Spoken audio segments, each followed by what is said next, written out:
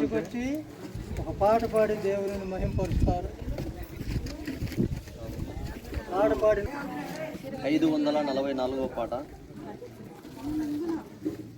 రాకడ సమయములో కడబూర శబ్దముతో యేసుని చేరుకొనే విశ్వాసము నీకుందా?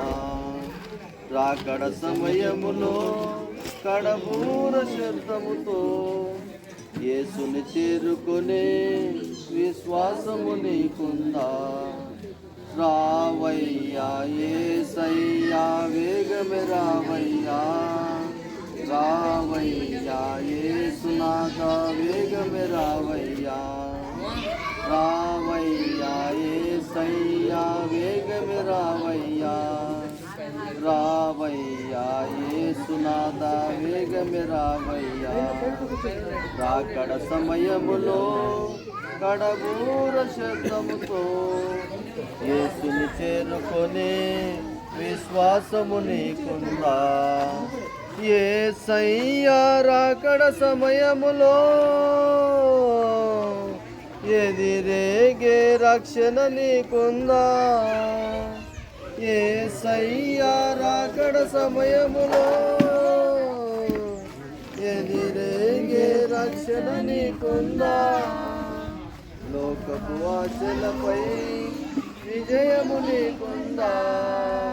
లోకపు ఆశలపై విజయము నీకుందా? రావయ్యా యేసయ్యా వేగమే రావయ్యా, రావయ్యా యేసునాథా వేగమే రావయ్యా. రాకడ సమయములో కడబూర శబ్దముతో యేసుని చేరుకొనే విశ్వాసము నీకుందా?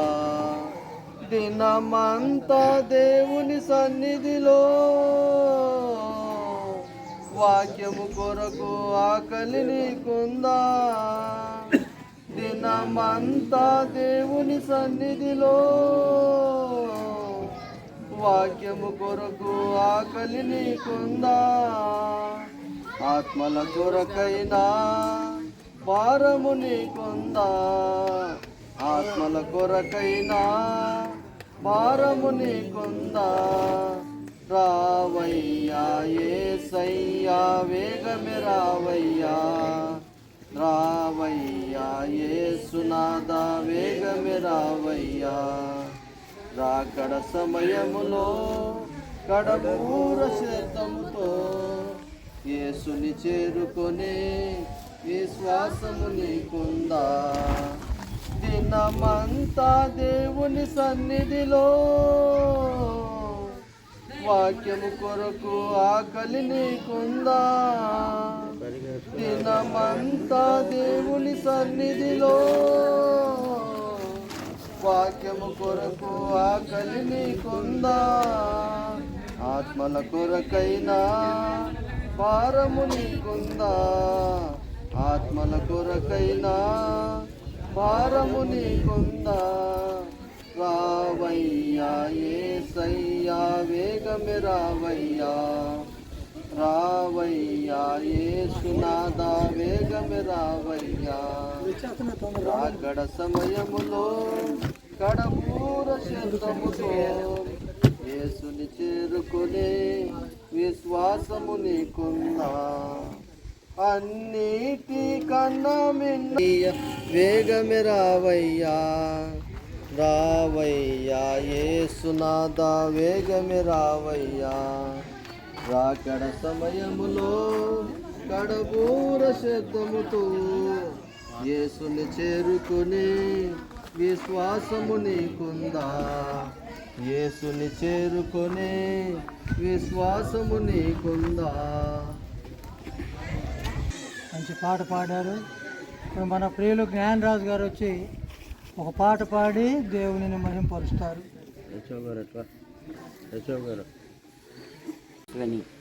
రెండు నిమిషాలు అయిపోయిందయ్యా. వారు నూతన వధువరులు, మరి ముఖ్యంగా దేవుని వాక్యానికి ప్రాధాన్యత ఇచ్చిన యవ్వన జంట. ఎందుకంటే వివాహమైనాక ఇక వారు ఆనందంలో ఉండిపోతారు. కానీ దేవుని వాక్యానికి ప్రాధాన్యత ఇచ్చే జంట చూడడం ఇదే. మా రాజుగారు అలసిపోయినను ఆయన దేవుని వాక్యం పట్ల ఆసక్తి కలిగి దేవుని మాటలు వింటున్నారు. ఆదికాండం 41వ అధ్యాయము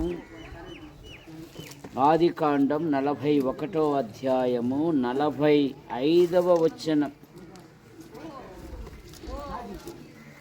ఫరో యోసేపునకు జెఫ్తానేహు అని పేరు పెట్టి అతనికి ఓను యొక్క యాజకుడైన పోతీఫెర కుమార్తెకు ఆసేనాతునిచ్చి పెళ్లి చేసెను. యోసేపు అనగా ఫలించెడివాడు. తల్లి లేని కారణంగా యాకోబు అమితముగా తన కుమారుల కంటే యోసేపును అధికంగా ప్రేమించారు. రంగురంగుల వస్త్రమును కుట్టించాడు.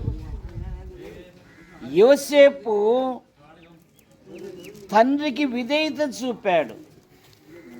మంద కాయువాడు. యోసేపు తన సోదరుల యొక్క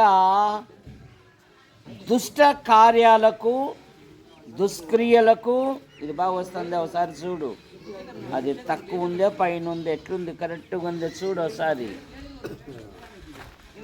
దుష్ట కార్యములకు ఏకీభవించేది వాడు కాడు.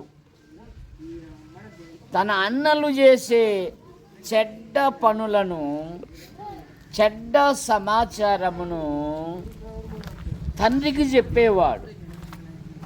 ఒకసారి వారు వృత్తికి గొర్రెలు కాయవారు గనక దూర ప్రాంతానికి వెళ్ళారు. యాకోబు యోసేపునకు ఒక బాధ్యత ఇచ్చాడు.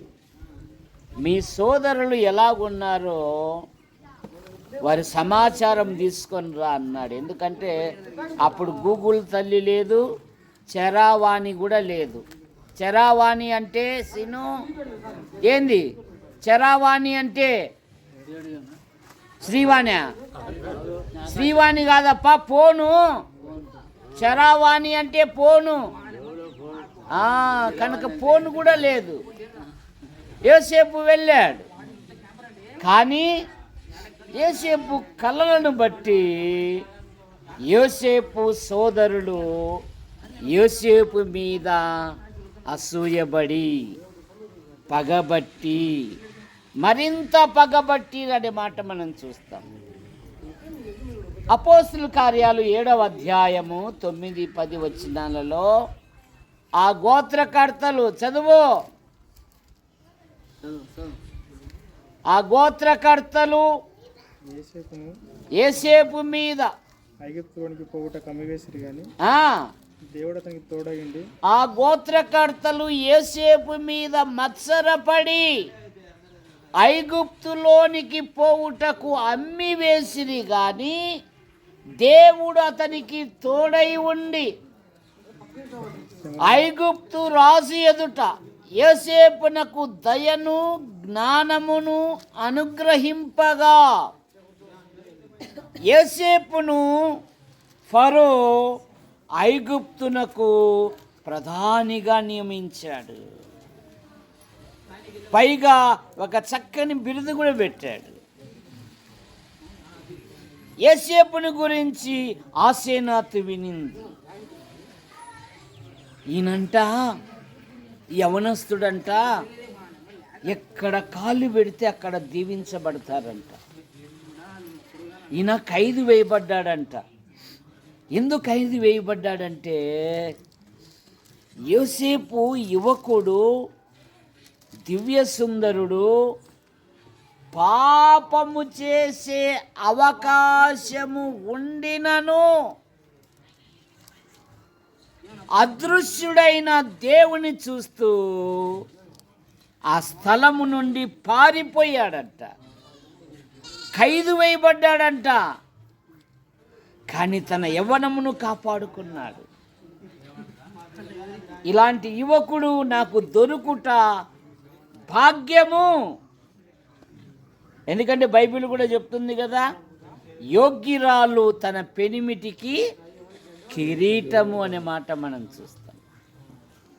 కనుక మరి వాడాల సీను గారి కుటుంబము భక్తిగల కుటుంబం.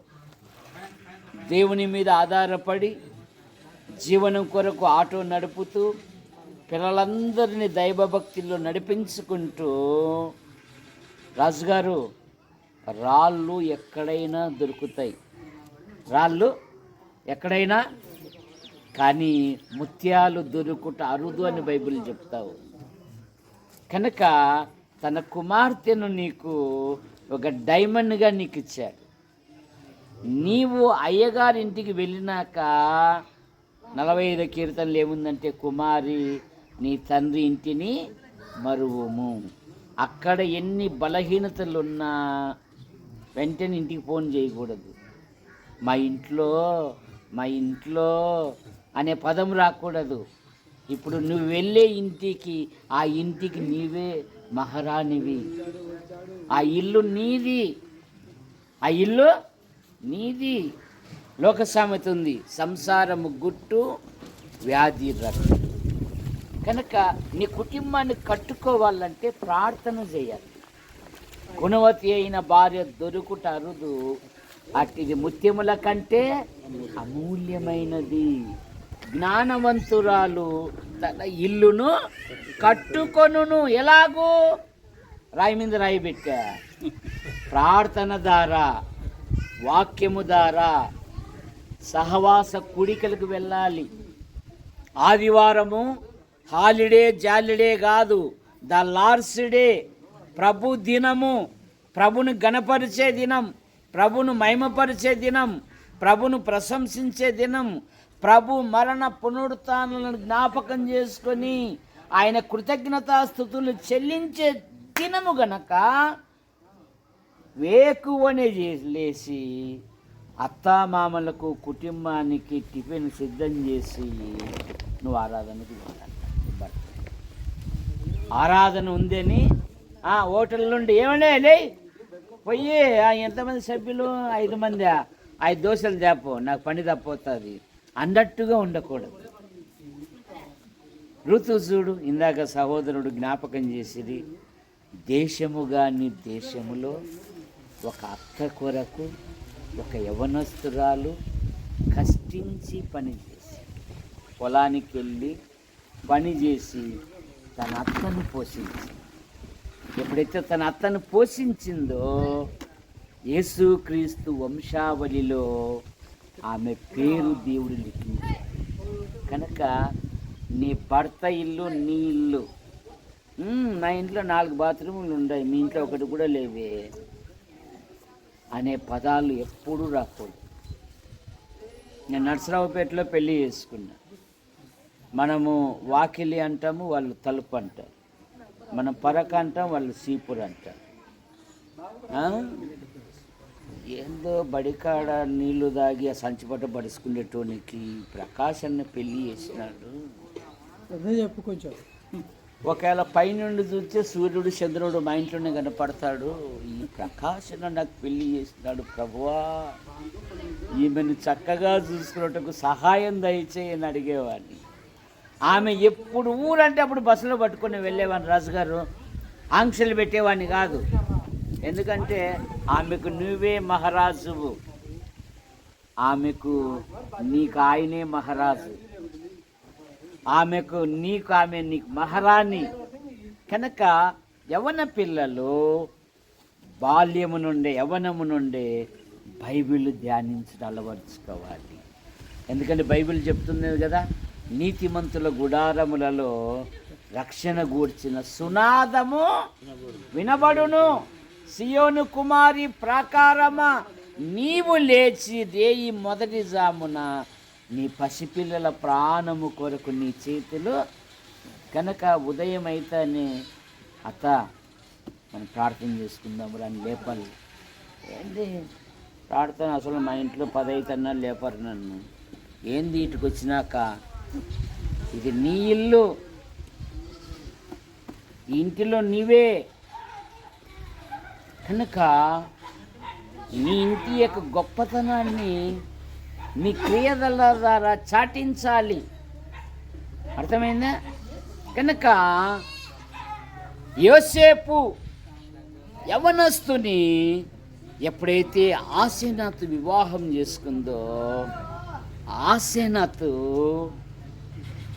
యోసేపు అంటాడు ఆదికాండంలోనే, ఏ దేశములో నేను బాధపడ్డానో ఆ దేశములో ఆ బాధను మర్చిపోవునట్లు చేసి అదే దేశములో నన్ను ఫలింపజేశాడు.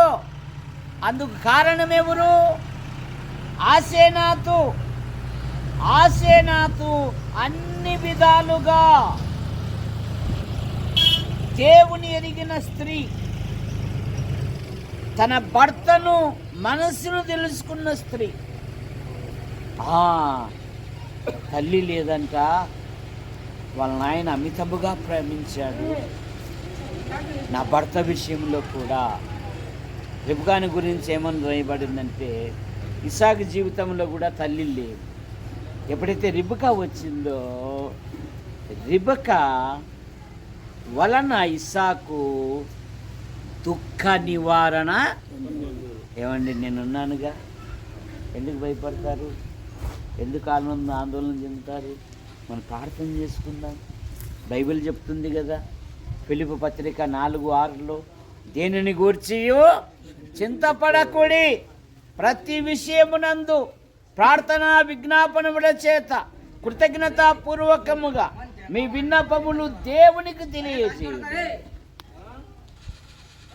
19వ వచనములో, కాగా దేవుడు తన ఐశ్వర్యము చొప్పున క్రీస్తు యేసు మహిమలో నీ ప్రతి అవసరము తీర్చు. మనం అడుగు వాటికంటే, ఊహించు వాటికంటే అత్యధికముగా ఇచ్చే దేవుడు. కనుక సంఘ కూడికలకు, ప్రతి కూడికలకు మనం వెళ్ళాలి. ఆసేనాతు తన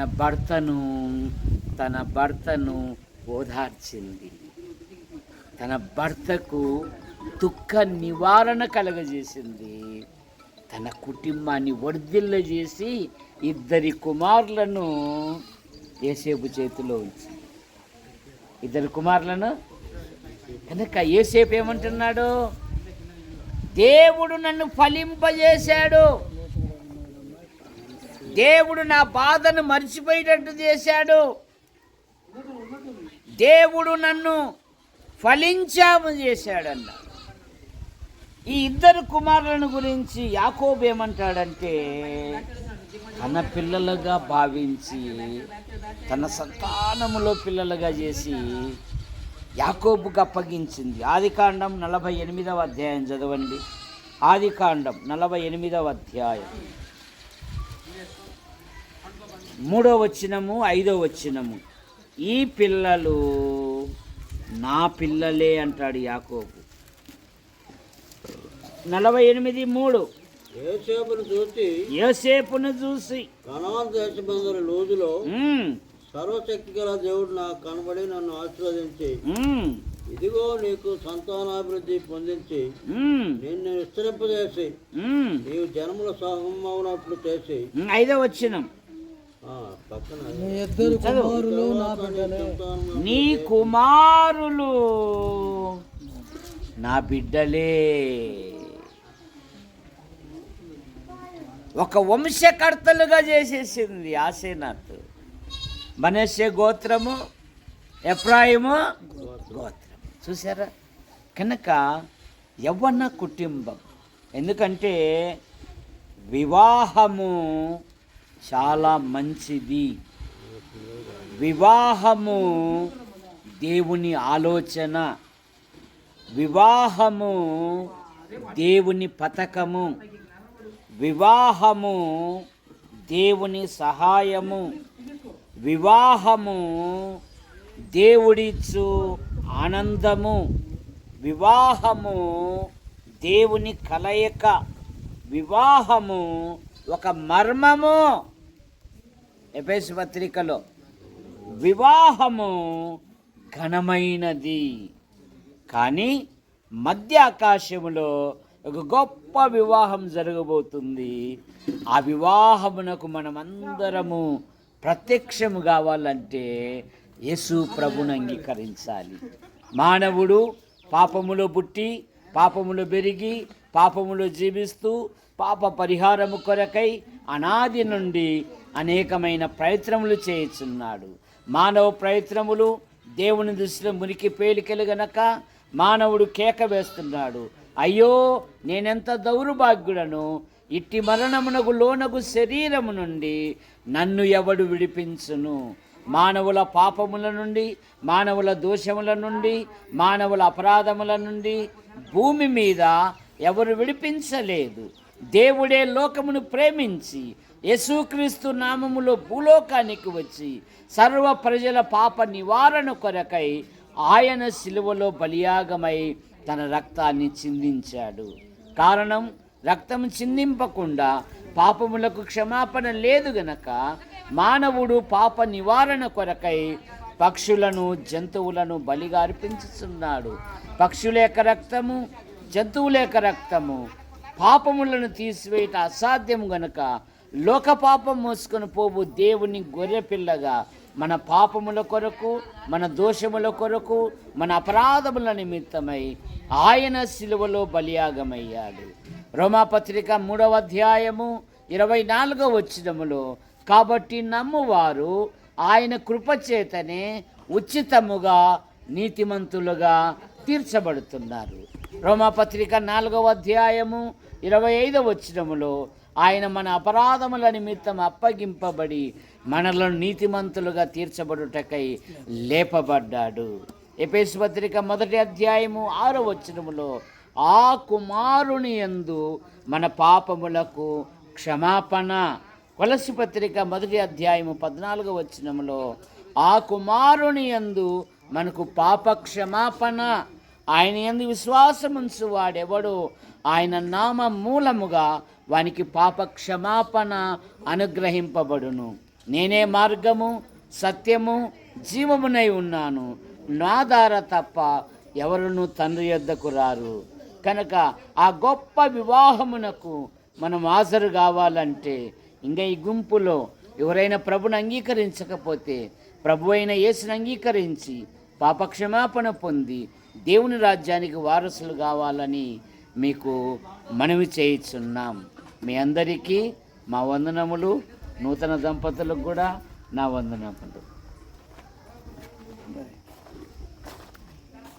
ఇంకా ఎవరో ముగ్గురు స్థుతించాలంటే కదా.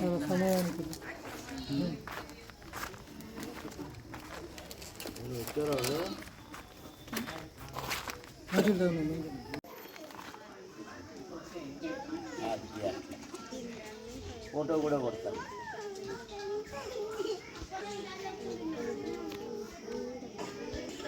కింద తెల్లది ఫోటో తీసేది రాలేదు. ఓకేనా? 10 ఫోటోలు కొట్టాను.